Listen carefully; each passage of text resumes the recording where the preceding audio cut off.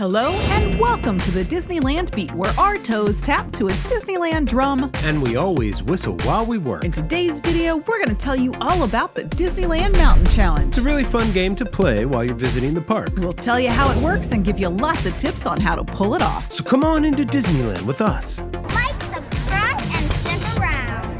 Disneyland is your land. Come seek an adventure at your pirates, eh? Make the jump to light speed.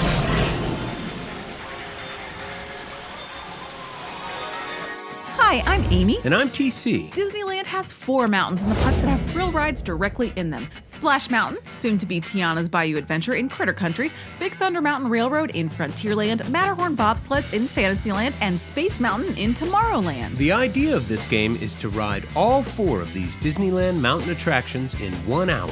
60 minutes, that's the challenge from beginning to end. A simple thing, yes, but it's very difficult to accomplish. Now first, let's set out the rules. Obviously, no cheating, so no line jumping or running or anything that breaks park rules. And it has to happen during normal park hours. No early entry or private party access moments, and it has to be fair. It has to be done using methods that everyone has available to them. It is okay to use single rider lines and Lightning Lane to complete all 4 attractions in 1 hour. However, not all 4 rides offer single rider lines, nor could you possibly get 4 Lightning Lane return times in an hour.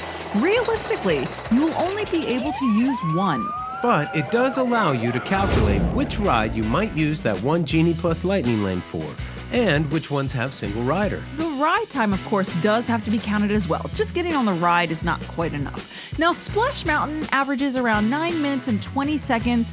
Big Thunder is about 2 minutes. There's 2.5 minutes-ish for the Matterhorn, and Space Mountain is about 3 minutes of ride time. So, you have an average total ride time of about 18 minutes, leaving 42 minutes to get around the park to the 4 different rides and make it through the lines.